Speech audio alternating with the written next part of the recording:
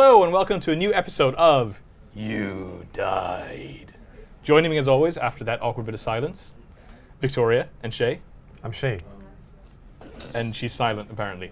No, I was just distracted. Sorry. Hi, I'm Victoria. I was just distracted because you dropped your Kirby. I dropped my Pikachu. Yes. Pikachu, If you're not watching the video version of this podcast, we have toys on the table, and I can't stop touching my Pikachu. They're not toys, says you. They're collectibles. I was joking. I didn't mean it. Anyway, we're going to talk about E3 today, but before we do that, what have you guys been playing, Shea? Hitman 2. I don't know why I lean in when... Hitman 2. So surprisingly, despite the name, you play as a hitman. Two times. Or do you play as two hitmen? More than that. Oh my god. Yeah. Value for money. Yeah, it really is. So, you have to kill people in a variety of creative and innovative ways. So it's a very cool game. Well, so actually, weirdly, even though this is called Hitman 2, yeah, it's like the this eighth Hitman game. It's like the 8th Hitman. Yeah, there has been a Hitman 2 in the past. It just came full circle. Why were they okay with naming it that way?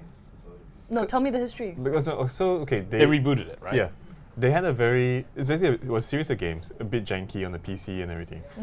They reached a point where they tried to smoothen the rough edges of the game to make it kind of like how Elder Scrolls went from Morrowind to Skyrim. Why do you have to? So it became a lot less interesting. Ever since this guy bought his like $40,000 PC, he's become a real PC elitist, huh? I know, right? Even before that, what are you talking about? But it's legit. So what they did was make the game a lot less interesting straight away from the roots. And it made the game of Hitman Are we still Absolution. talking about? Okay, we are still talking about Hitman. Yeah, so I see there are parallels. So they made Hitman Absolution, which was not well received among the fans. So to reboot that, they started again and called the new one Hitman, like just Hitman. So this is the sequel it's like to the New reboot. Coke it's like Coke Classic was the reboot of New Coke, which was crap. Do you remember? Well, I mean, it's like just having a new Coke and calling it Coke. Correct. Yeah. Correct. I don't know where we're going with. But yeah, so just trying to Hitman 2 roll is the with it. sequel to the reboot. There are a bunch of really elaborate sandbox stages where, the first one I played is a big sprawling estate in Paris. Within that, there are tons of ways to kill your targets. So let me tell you what I did yesterday. I did the Paris stage, right? It's the first major mission of the game. So when I went in, I noticed that there's a big poster of a famous male model, who looks exactly like a character. So that's convenient. Yeah, I know. It's great. So I explored all the way to the back of the estate, and I found him doing like a photo shoot.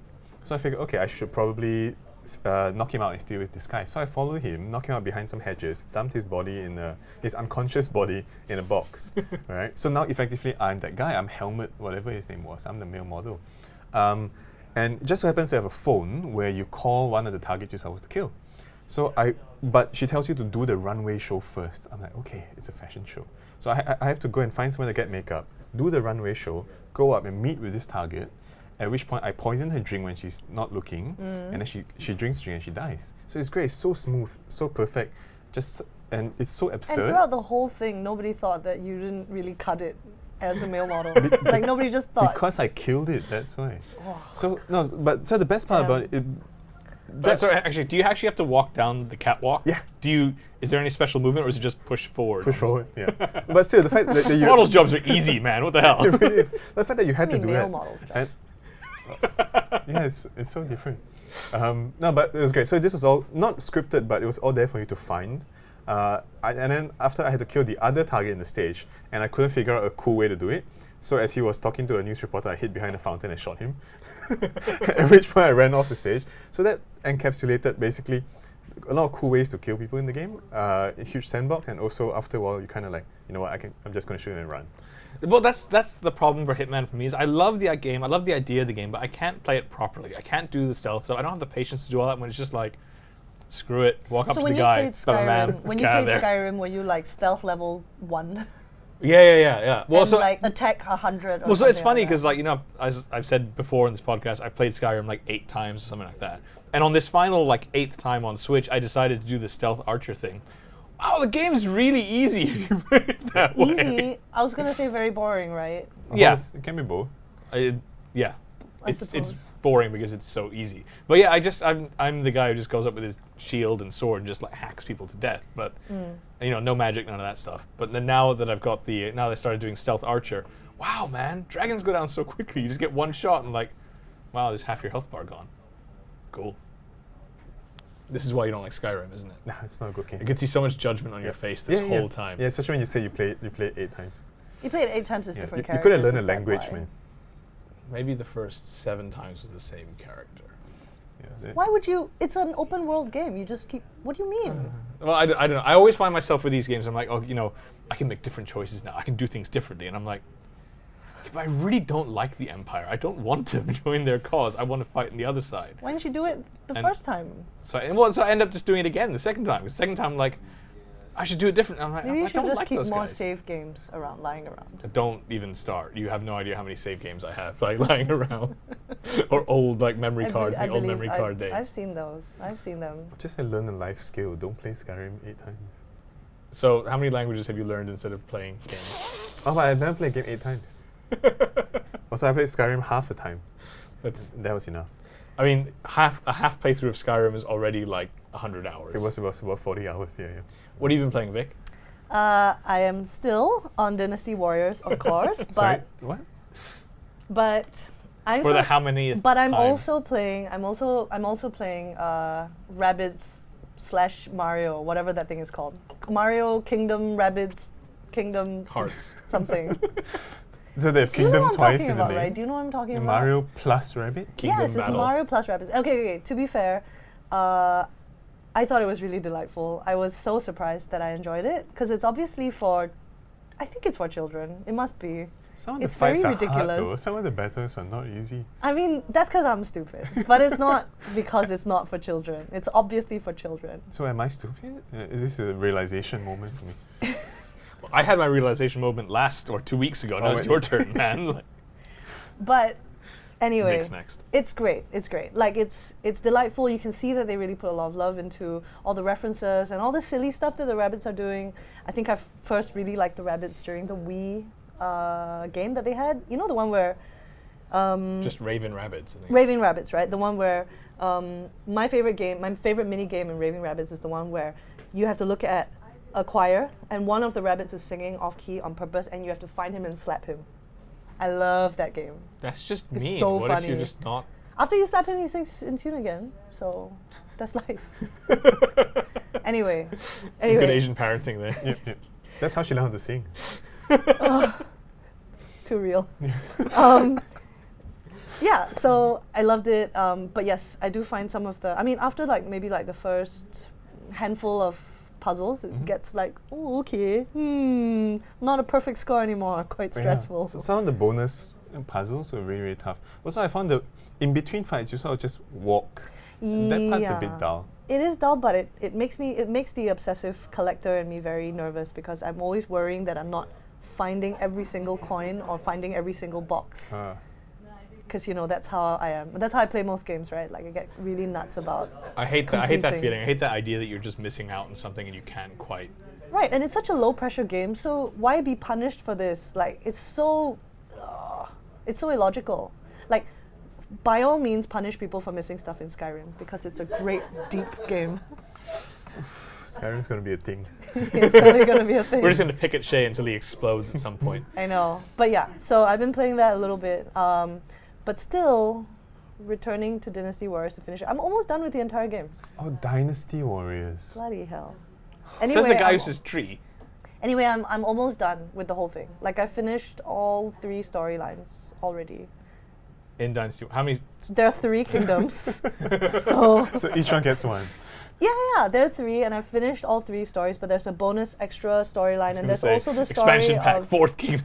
there's also the story of Lupu, which I realized after saying this in the last episode. It's not Lupu, because obviously never follow the way that they're pronouncing stuff. Shushu. Have you seen that guy? No. XUSHU. It's not Shushu. Whatever. Anyways, it's better than it used to be. So you're playing Rabbids because you went on holiday, right? Right. I'm playing Rabbids because I went on holiday, and I just thought that it makes more sense to have some variety. So I thought I would pre-purchase the game, bring it with me, so that. But let's be real, I didn't need any variety. I was on a 13-hour flight, and I thought, okay, on a 13-hour flight, I'm gonna not want to play the same game the whole way, right? For sure, I played Dynasty Warriors throughout. Damn. Didn't even need. Yeah. I always like the idea of like bringing games to me on a flight. The problem is I'm so scared of flying that as soon as there's even any hint of bumps, I'm like, I can't even focus on the game anymore. And so I'm like, I put it away and I just kind of sit there and play Sudoku on my phone because that just seems better. You should play Rabbids. It's very low pressure. I hate the Rabbids though. You hate them? Wait, you hate the Rabbids? Yeah, I think they're horrible. I think That's so interesting. I feel like we have extremely opposite tastes in what's considered cute. well, like Kirby. Like Kirby. Kirby's so great. Pikachu. He's all right. Yeah. But yeah, I just can't stand playing the Rabbids. But I like bringing games to me on holiday because I just like that time to just relax, chill out, and just not think of shit. And just what do you play on? Oh wait, you can't carry a PC on holidays. Wah, wah. I had a Switch before you. Yeah, I know. No, I don't go much on holiday, but I occasionally, I do take flights for work or whatever, and I get the idea of trying to like load up my Switch Right? with like Yeah. 4 different You games. I'm feel going to try safe. all of these. Yeah. So that if the world ends now and I'm stuck here, right, at least I have 4 different types of games on my Switch. I'm the worst at that because I'll do that for my Switch, and then I'll also buy a whole bunch of books for my iPad, and then I'll buy a whole bunch of comics that I haven't read, and then I'll bring a whole bunch of movies on there and some TV shows and all that stuff, and I'll put all that stuff on my reading list. I have all that, and then I get on a plane and I'm like, oh, cool, I'm going to watch The Dark Knight for the 12th time. Yeah, that was me. Yeah. Yeah, that was me on the flight as well. So we got to talk about E3 Ooh. because E3 is coming up. E3. I mean, I don't want to trigger Shea, but the only thing I care about at E3. Go on, trigger Shea. Let's do it. I really want to know what Bethesda's gonna do. But it'll be better, right, than Skyrim? Couldn't. They can only go up. No, but the Fallouts are getting worse. Like progressively worse. They are. I have not So- enjoyed it. And they to keep be doubling down on honest. doing more Fallouts. Like Yeah. they did. I can't remember the exact order, but it was like Fallout 3, Skyrim, Fallout 4. Like they had. I feel like there've been more Fallouts than Elder Scrolls. Yeah. The weird thing with Elder Scrolls is they had such momentum with Skyrim and they've released it again and again on so many platforms, but none of the spin-offs have quite managed to continue the momentum. They all kind of are accepted with caveats or just panned, and so maybe the Because Elder the Scrolls franchise is cachet. so loved, or because No, it is love. So the expectation is so high, right? So when they release something, what was the one? Blades, Elder Scrolls Blades. Yeah. And that came out with a bit of a whimper. People were concerned about the monetization and the stamina and shit. But also, I mean, at the end of the day, Elder Scrolls is always about the huge open world, right? And you're just not going to have that in a mobile game where it's just swipey and very linear. I mean, you can build one for a mobile. I'm not saying it's not capable of it, but they clearly were choosing not to, right? you know what came out. That it looks like Tiny Tower, but it's Fallout Shelter. so good. And that came out at the same time as like the proper AAA, like the proper console game. And I was But- like comparing the two, and I was like, that's crazy that Fallout Shelter is 1,000 times better. And I actually like Fallout Shelter a lot too. And I'm not a huge Fallout guy. I really like Fallout Shelter, but because it wasn't trying to be like, here's Fallout, but on the phone, but in a Right. smaller form, right? Like Right. with Blades. This is like clearly a very different, Right. very native thing. And I don't know what that is for Elder Scrolls. I have no idea. But you kind of needed something like that to keep Elder Scrolls in the conversation, in the news cycle. I Are feel you like saying they if flopped. they had like Elder Scrolls Tiny Tower edition, it would be good? Yeah, or literally anything. Okay, no, you have Elder Scrolls Online, which is apparently pretty well received, but I don't think it's as mainstream as they would have liked it to be. Most of the people who bought Skyrim, I would wager, haven't bought Elder Scrolls Online. But I count myself in that. I have not bought Elder Scrolls Online. yeah, Me but it's good apparently. But no, I have to say I'm also excited for Bethesda because they do some of the best first-person shooters in the business, like Dishonored, Doom, Wolfenstein. They one of the few companies actively creating single-player campaigns in FPSs. So yeah, I'm cool. Yeah, Bethesda I'm looking forward to. Also, I think what they did last year at E3 was really interesting by announcing those games so far in advance. They announced Starfield and Elder Scrolls 6, whatever, High Rock or whatever it's going to be called. Normally you show, like Nintendo at E3 are probably only going to show the stuff that's coming out in the next 12 months, right? Whereas Bethesda were like, look, you're going to keep asking us about this. You're going to keep saying, well, where's the next Skyrim? Where's this? Okay, we're telling you, we're working on it. It's just 6 years away. Yeah, you kind of need to tell people to shut up. Like Nintendo did the same thing when they announced Isabelle for Smash by saying at the end, Animal Crossing is coming, by the way. So please stop asking. Because you kind of just need to. There's a phrase for it which I can't remember. my words are failing me. But hit the fans off, before they start asking the question, just say, yeah, we are doing it, just please stop asking. Have patience. Yeah. It's coming. Which is fair enough. It's going to take a while. Yeah, I thought it was a really, really good idea. I know there were people criticizing it because they were like, well, it's not ready. Why are you telling us about this thing that's so far away? But no, I liked it for that reason. Yeah, I know it's coming. I know it'll take time. Go nuts. Do your thing. I agree. It's annoying that it is so far away. But it does make me wonder then, if last year was the year where they laid out their roadmap for like 5, maybe even 10 years ahead, what do you do this year? Do you update people? Do you show them like a little bit more concept art from from Elder Scrolls 6? You just be like, hey, it's coming. It's still not ready. Like later. I wonder how they handle that this year. I'm sure they would give you a bit more, like the slightest bit of gameplay. They've shown nothing so far, right? We don't even know where it's set. Yeah. And people are guessing that it's High Rock, but we don't know more than that. I think, okay, you know what? If they drop a name, the name of the game, that's enough to steal the show, because that's how big the franchise is now. But that's a hilarious, like, long stretched out tease. If like year 1 is like, It it exists. Year 2, it has a name. Year 3, platforms. Year 4, it has swords. Well, actually, that's funny because year 3 might actually be platforms, because technically the platforms that it's coming out for haven't been announced yet. Yep. We only know PlayStation. The next PlayStation is coming, and the next Xbox is coming. We don't know their names. Oh, so Elder Scrolls skip a generation. Yeah, actually. Yeah, cool.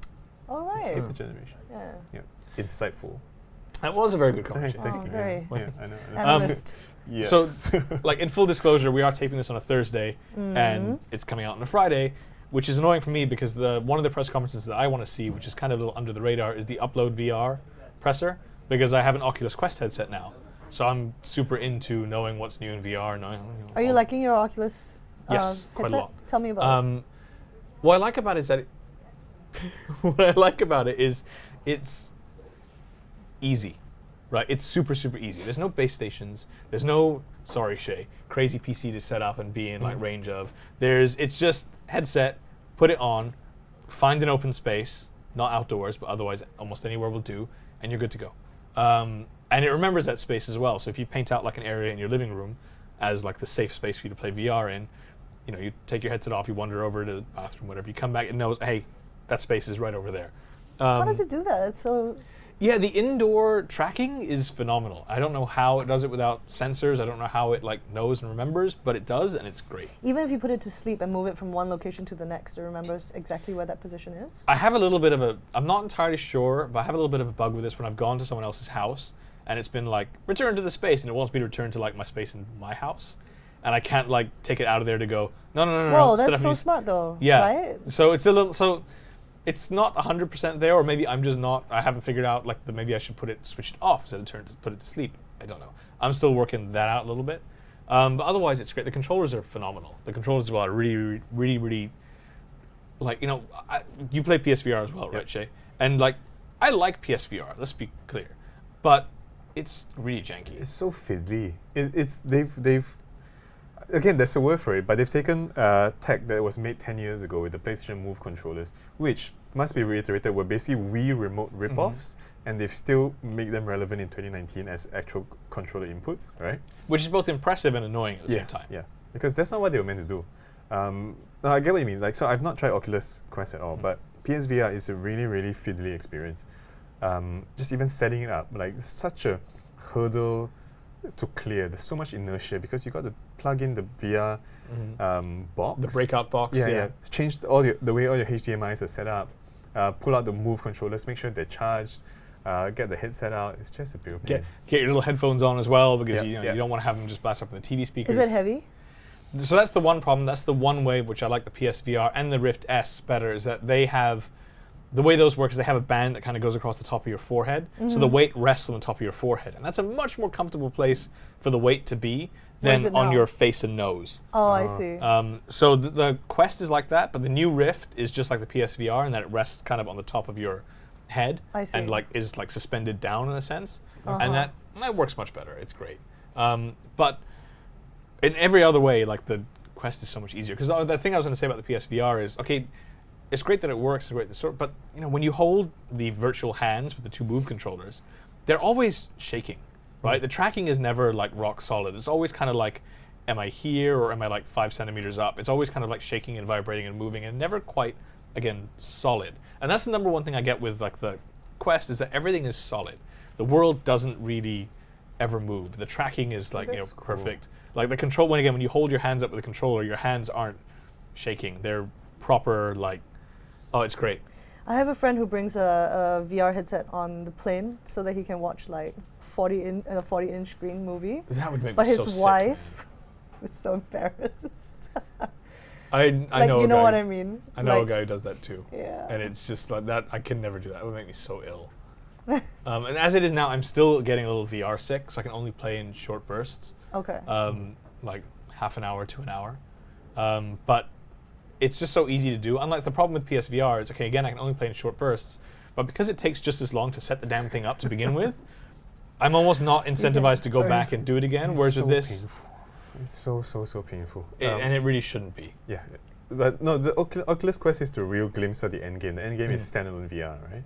But the annoying thing so far, what sort of prevents me from being interested is some of the most interesting games are still on PSVR. Yes. Right, Astrobot and Blood and Truth, is that what it's called? The one that just came out. That's a sort of London bank heist, crimey sort of VR game. Those are PSVR exclusive. They're created by Sony, so they'll never be on anything else. So they're sort of hamstrung by the hardware and technology they're on. Also, I've read, correct me if I'm wrong, that while the resolution's good on the Quest, the actual graphic quality isn't so good because it's standalone, so it's not that powerful. It's a Snapdragon 835, so it's not even like the highest end mobile processor right now. Yeah. So 3.5, I think that's the same as that's Like that's- mid-range Yeah, that's a Android mid-range phones. phone right now. yeah. So I mean, I'd say that's true, but I'd say that's true, but I think the two things about that are, one is that even though like there are more graphical effects on PSVR games like Beat Saber, I think it's Beat Saber has more like particle effects. The display on the Quest is so clean that it makes up for it. You know, it's like an up-resed. If you've ever seen like the emulator shots of like an up-resed Nintendo game like Wind Waker, Yeah. right? It still looks beautiful and clean even though they're really low poly models. And I think you get that effect a bit with Quest where it still looks good. Also because a lot of like VR games are stylized. But yes, I agree with you that like being underpowered, like there's just some experiences here and there. I can't remember, there was a game I was looking at on PC VR. No, not a game. It was the Game of Thrones experience that they put out, like Okay. Beyond the Wall, whatever. It's just so much easier to do on PC. It's just a bigger platform. It's much easier to deal with. And I was looking at that, I'm like, there's no way they're downsizing this for Quest. It looks too good. yeah. So Yeah, I get that. I'm just really excited for a point where the technology is good enough that I don't have to choose. Right now each way is compromised. So I think that's not too far away. I hope so. I don't think that's too far away. But it's interesting, we just talked about Sony because, getting back to E3, that's one of the big things with this year's E3, there is no Sony. There's no Sony press conference. There's no Sony. So Microsoft has all the pressure on their shoulders, I think. Well, pressure, but also a lower bar to clear. Oh, it because- is. Yeah. They can just not, have their show explode and it'll be fine.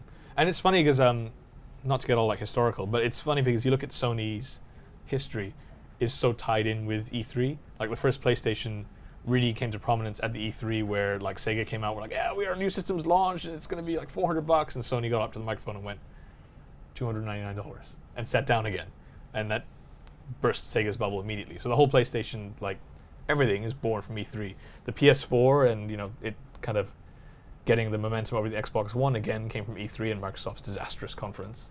So it's just weird to have an E3 without Sony in it. They're in this weird transitional year, and we know the games that are coming out. They've got a new system to announce and launch at some point, But not going to announce and launch this yeah, year. So not just yet. So fair enough. Microsoft, interesting though. What they're going to show, and they've been teasing surprises and stuff. But it's no longer the straightforward Sony sort of deal where we're a platform holder. Here are some great games.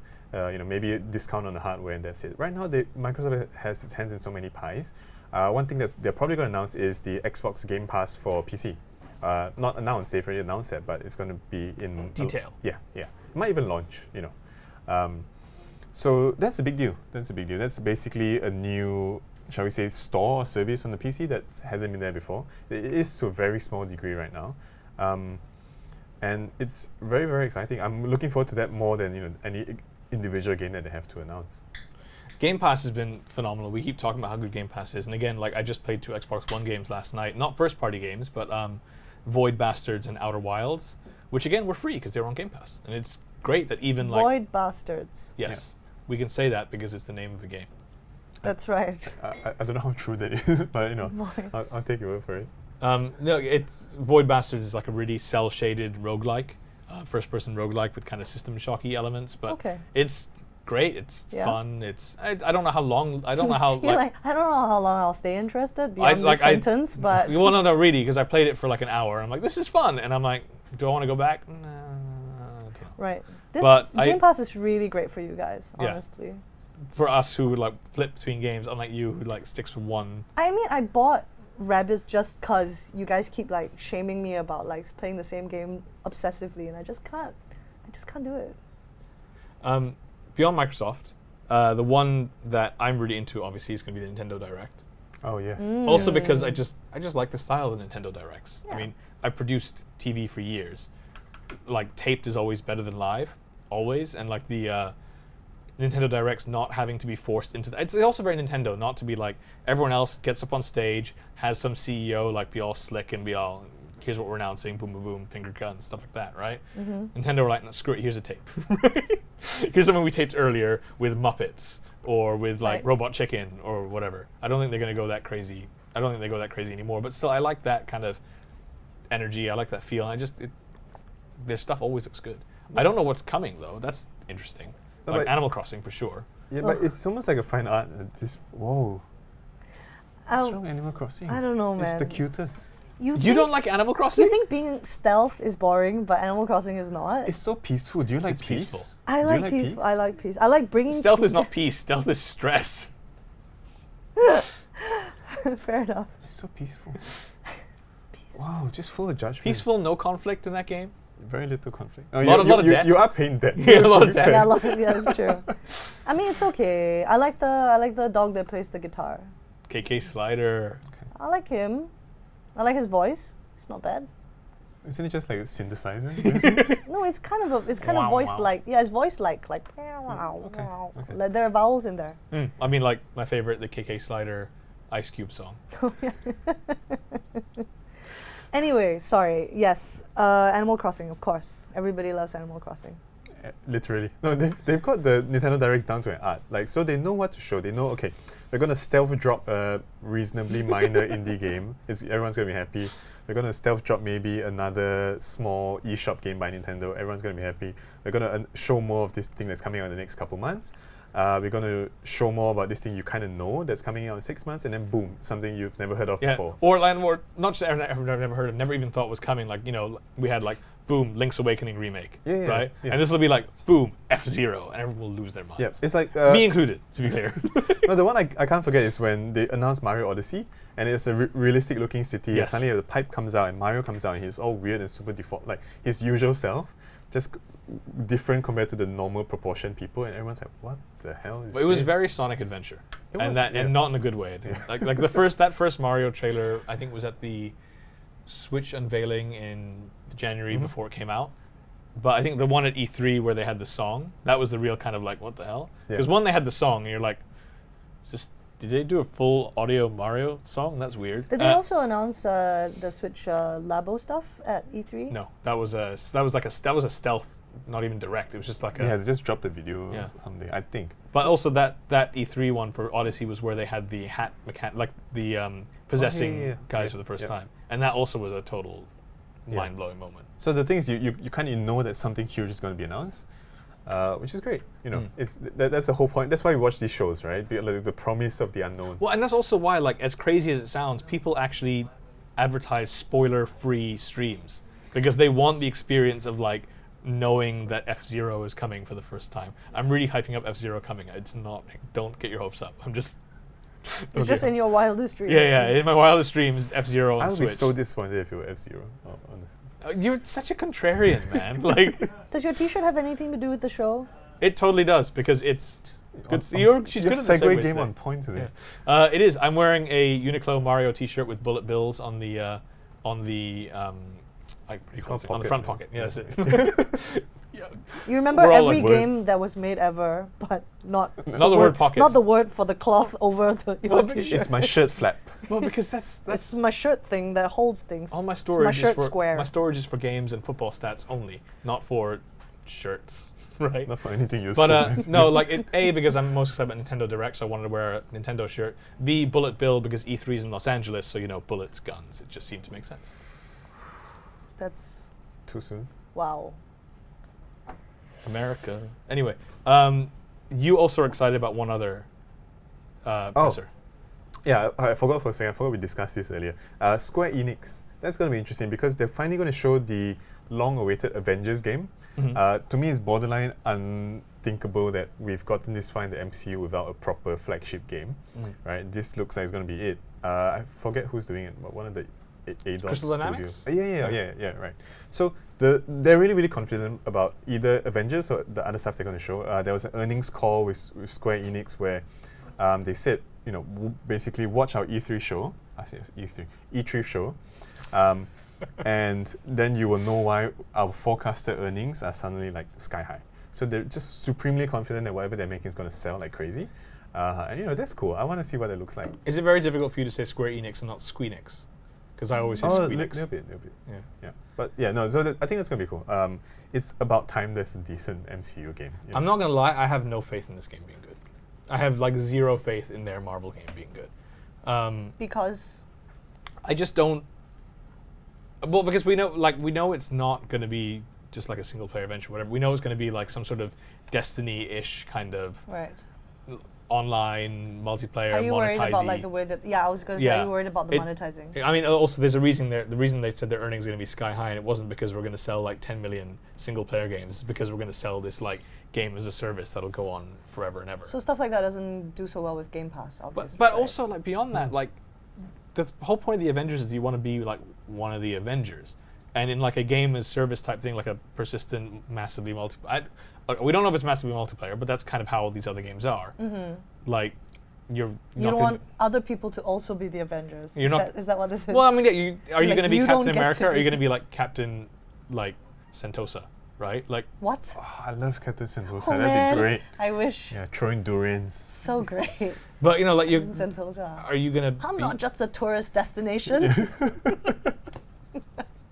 I'm sorry for the 0 Singaporeans who are listening to this. No, hey, in the day he's Captain Sentosa, at night he's Captain Pulau Belakang Mati, which is Sentosa's old name, which was the old name is Sentosa. Death from behind.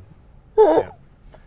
I weirdly enough, I actually knew that. Why and I know because it's so random. And you don't know what a pocket is. Yeah. That's right. But yeah, I have no faith in that but it's sad because I know you hated Spider-Man PS4. I like Spider-Man PS4. I thought that was a good Marvel game. And Sony, of course, have another Marvel game coming, Iron Man VR. Oh, they do, yes. Which, again, I'm looking forward to.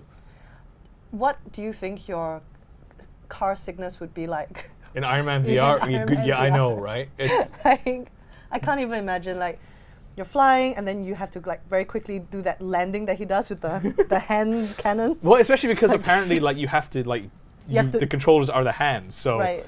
And if you don't aim the cannons right, do you like flip? It's like landing a plane, right? If you just scratch your face, you do this, and suddenly you're like flying. Yeah, like you're rotating, you're right? twirling you're twirling this way. So yeah, I'm not sure. I'm not sure either, but I trust the studio behind it. It's one of the producers from Metal Gear Solid 4, Ryan Payton's doing it. I trust the studio to get something good done. So. But either way, yeah, I have the same worry, exactly the same worry. And I was really hoping actually that the Marvel VR game they have for Oculus Quest, or for Oculus Rift, sorry, comes to Quest, because again, that's the sort of screwing around and pretending to be the Hulk and like smashing cars and stuff in VR. Okay, that's the sort of Marvel experience I can get behind. I feel really weird about the Square Enix Avengers game. Don't get me wrong, I want it to be good. If it's good, I will be happy and I will be helping them boost their earnings. Oops, very clumsy. I almost knocked over the microphone. Helping them boost their earnings to record highs, but I'm really worried about it. Yeah, it's been in the works for so long, so long. I don't know. I'm cautiously optimistic. So this E3, we're all cautiously optimistic, I guess, except for you, who's like blindly, wildly optimistic about Bethesda's. Wildly, all's good. And always. And Nintendo Direct Day, where I'll be over the moon. But if it won't be one of the, if it'll be another Fallout thing, I will be very sad. Cool. Thanks, everyone. Thank you. Another good day. We look forward to E3, and we look forward to seeing you next time for the next You Die. Bye. Bye. Bye.